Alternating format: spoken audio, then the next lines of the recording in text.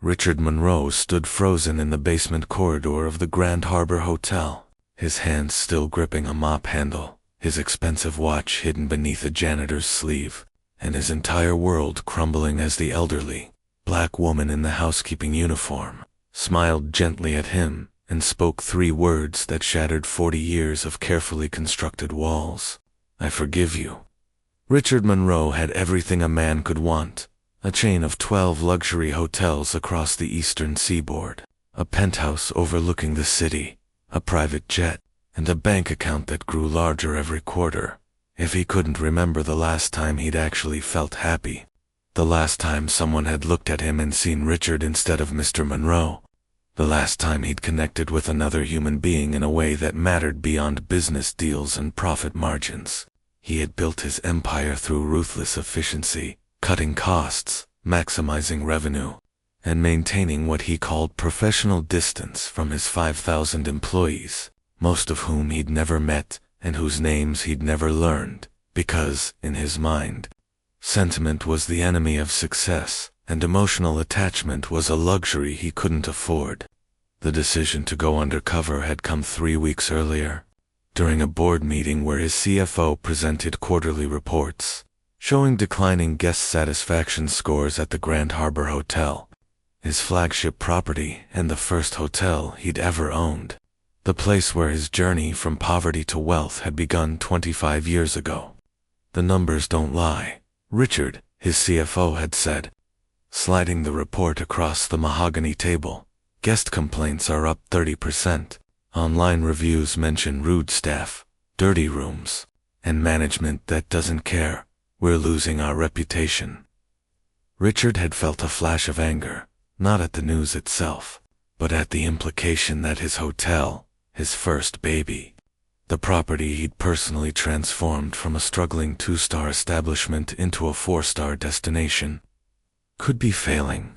"I'll handle it personally," he'd announced, and the board members had exchanged knowing glances, probably expecting him to fire the general manager or slash the housekeeping budget even further.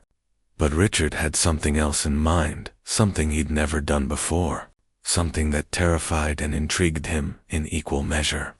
He would go undercover, work alongside his employees as one of them, see the operation from the inside, identify the problems, and fix them with surgical precision before anyone knew what hit them. He'd told no one except his most trusted assistant, had created a fake identity of Richard Mills, a middle-aged man down on his luck, looking for honest work. Hunt had walked through the employee entrance of the Grand Harbor Hotel on a Monday morning, wearing borrowed clothes from a thrift store. His silver hair dyed brown, his clean-shaven face now sporting a week's worth of stubble, his $1,000 shoes replaced with worn sneakers that pinched his feet. The HR manager, a tired-looking woman named Patricia, who barely glanced at his forged references, had hired him on the spot as a maintenance assistant, explaining that they were short-staffed. The pay was minimum wage, and he'd be working split shifts that included weekends and holidays.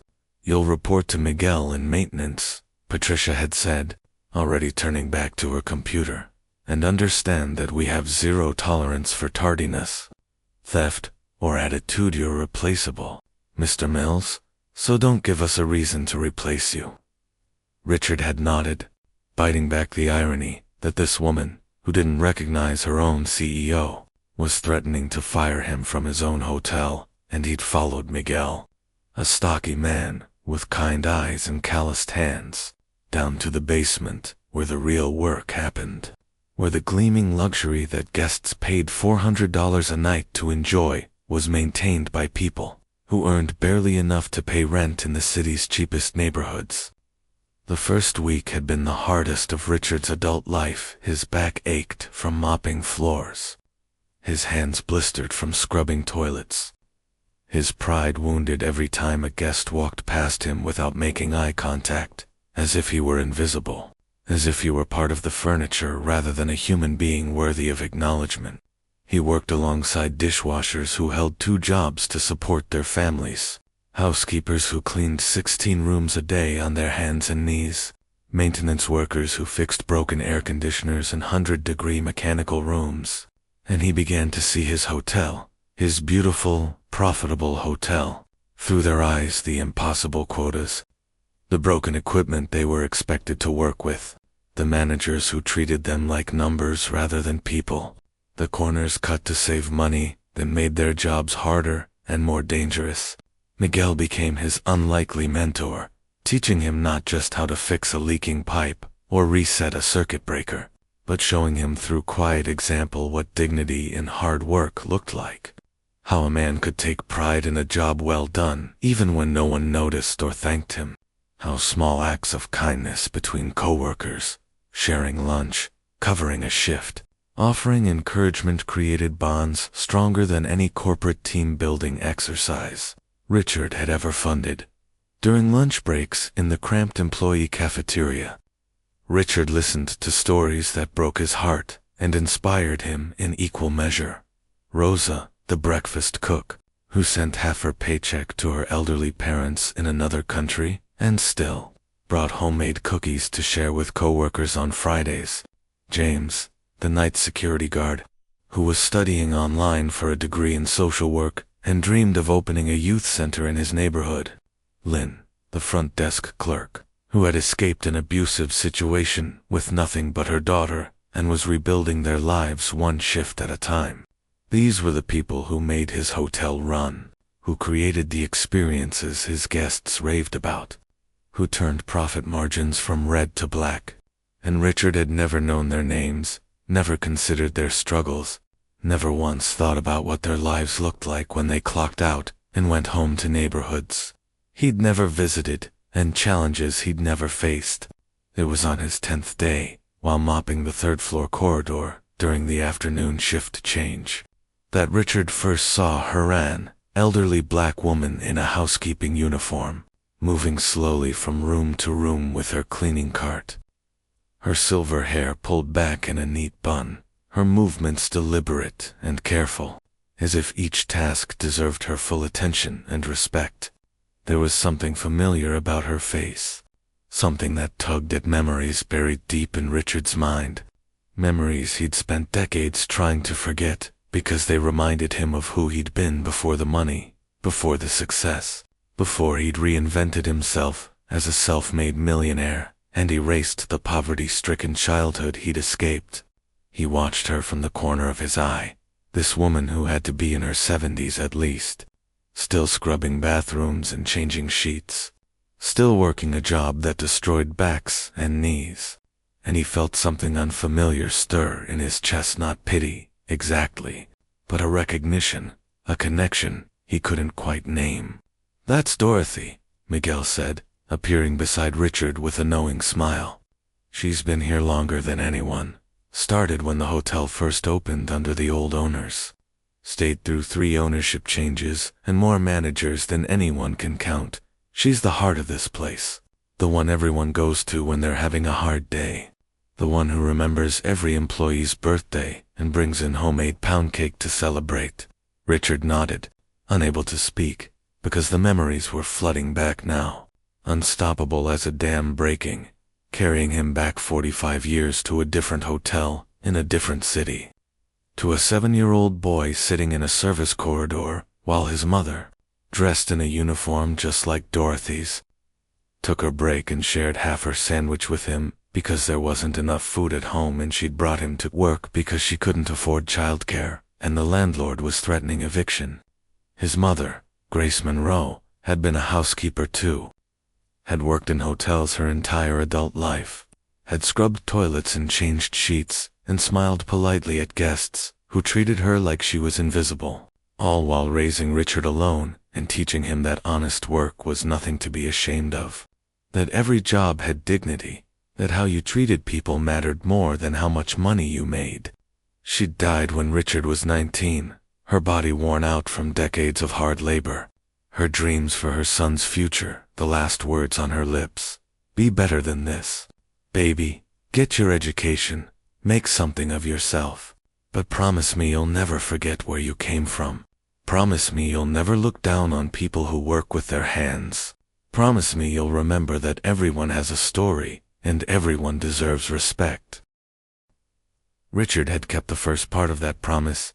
He'd worked 3 jobs to put himself through business school, had started with nothing and built an empire through intelligence and determination, and yes, ruthlessness, but he'd broken the second part, had deliberately forgotten where he came from, had looked down on people who reminded him of his mother and his childhood poverty, had treated his own employees exactly the way his mother's employers had treated her, as expendable resources rather than human beings.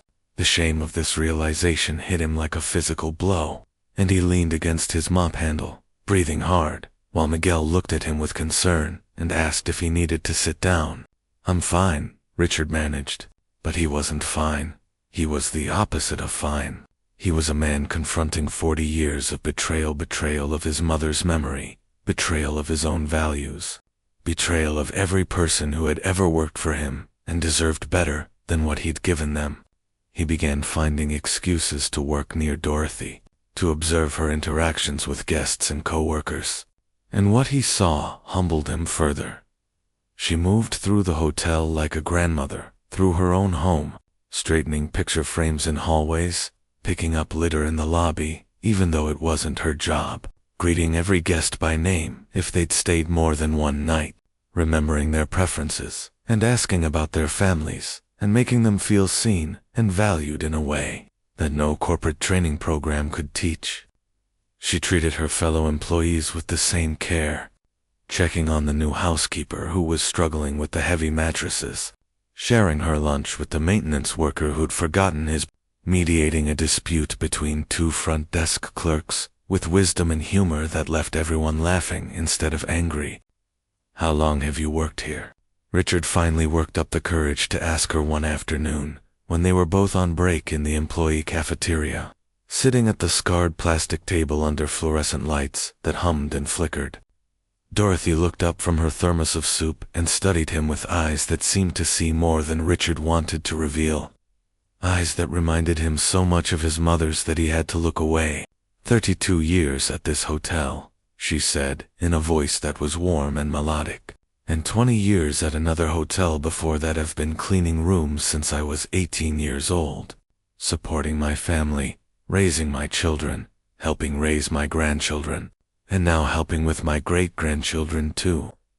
"That's a long time," Richard said, and the words felt inadequate, unable to capture the magnitude of 5 decades spent in service to others, 5 decades of hard physical labor, 5 decades of making other people's lives comfortable, while barely earning enough to be comfortable herself.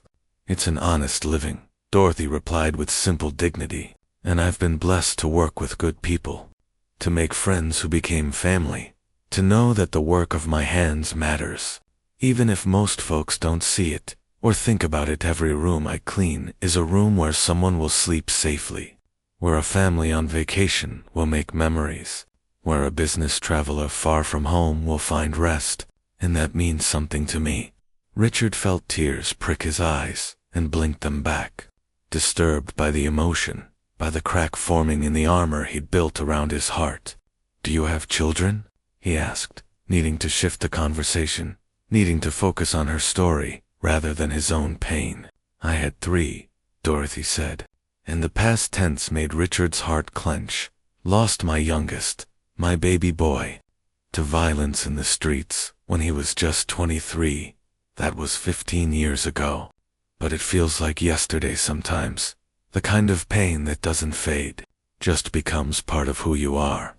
"I'm so sorry," Richard whispered, and he was. He was sorry for her loss, and sorry for every casual cruelty he'd ever committed, every time he'd reduced a person to a line item on a budget spreadsheet, every corner he'd cut that made someone's job harder or life more precarious. "Thank you, sweetheart," Dorothy said, reaching across the table to pat his hand, and the gesture, so maternal and gentle, nearly broke him. "But we endure, we survive, we find reasons to keep going. My daughters and my grandchildren give me purpose, and my work gives me dignity, and my faith gives me hope that there's more to this life than what we can see."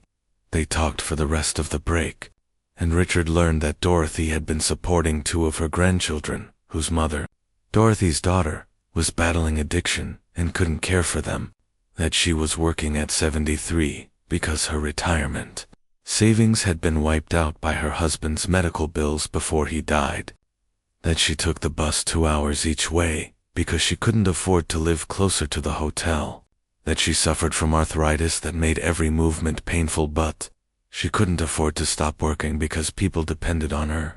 As she spoke, Richard did the mental math. Dorothy had worked at his hotel for 32 years, which meant she'd been there for 7 years before he bought it, and 25 years after, which meant he'd been her employer for a quarter century and had never once met her, never once thanked her, never once ensured she was being paid fairly or treated well. The weight of this realization was crushing, and Richard excused himself to the bathroom where he stood in a stall and wept silently, mourning for his mother, for Dorothy, for all the people he'd failed, for the man he'd become, for the promise he'd broken. Over the next week, Richard worked beside Dorothy whenever possible, listening to her stories and sharing carefully edited versions of his own, and he began to understand that she reminded him of his mother not just in appearance or occupation, but in spirit, the same resilience, the same kindness despite hardship, the same ability to find joy in small things and to give generously even when she had little to give. He learned that she brought flowers from her tiny garden to brighten the employee break room, that she mentored young employees and helped them navigate workplace challenges, that she'd been Employee of the Month 17 times, but never received more than a certificate and a parking space for 30 days, that she'd requested reduced hours due to her age and arthritis, but had been denied because the hotel was understaffed and management didn't want to hire additional workers. Richard's undercover investigation, which had started as a mission to identify problems and increase efficiency, had transformed into something else, entirely a reckoning with his own soul, a confrontation with the gap between who he'd meant to be and who he'd become, a growing determination to change not just policies but himself. He began taking notes in secret, documenting every inefficiency, every safety hazard, every management failure. But now his motivation wasn't profit, it was people. It was ensuring that Dorothy and Miguel and Rosa and James and Lynn and all the others were treated with the dignity and respect they deserved.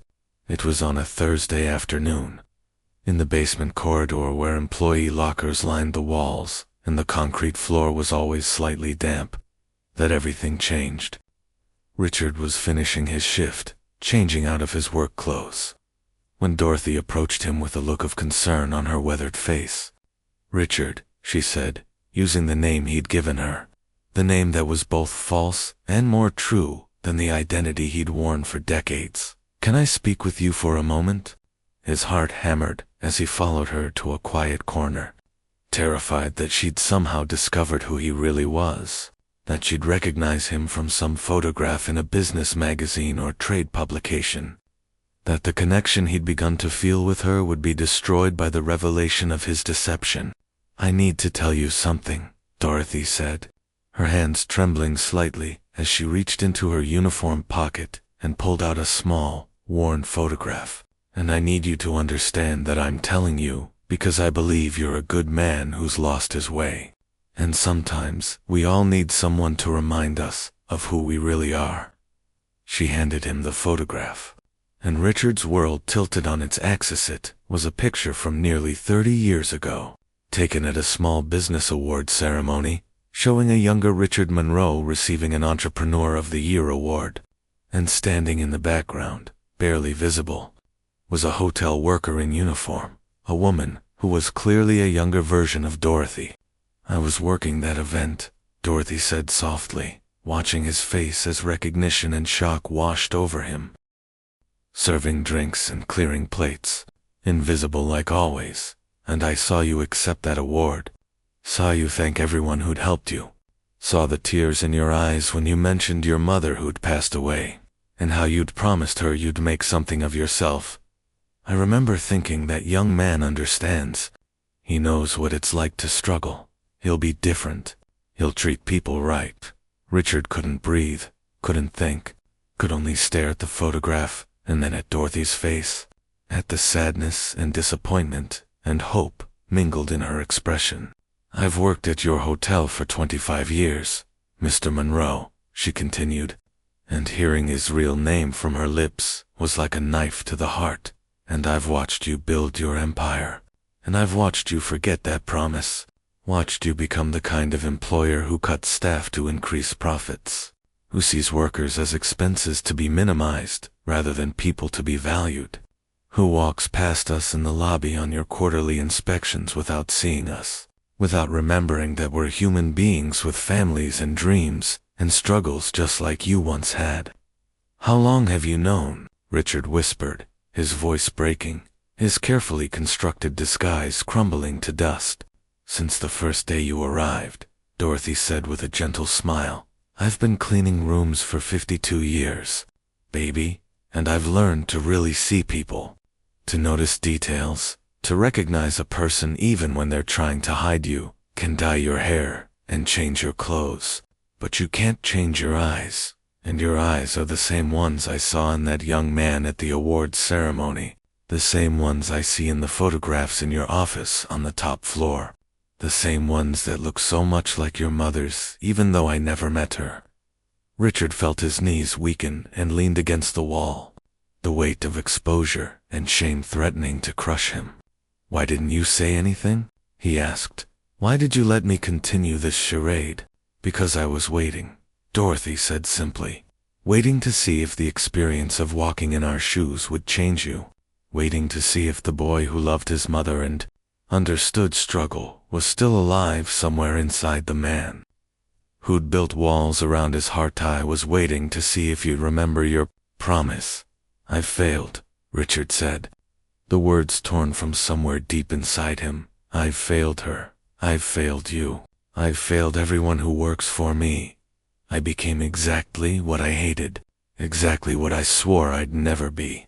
"You've lost your way," Dorothy corrected. "But lost doesn't mean gone forever. It just means you need help finding the path again. That's why I'm talking to you now. That's why I'm giving you a chance to choose differently. To honor your mother's memory, not by being perfect, but by being willing to change." "I don't deserve your kindness," Richard whispered, tears streaming down his face now. "All pretense of control abandoned. I don't deserve your forgiveness after how I've treated you, how I've treated everyone." Dorothy stepped forward and took both his hands in hers, her grip surprisingly strong. Her eyes locked on his with an intensity that demanded he really hear what she was about to say.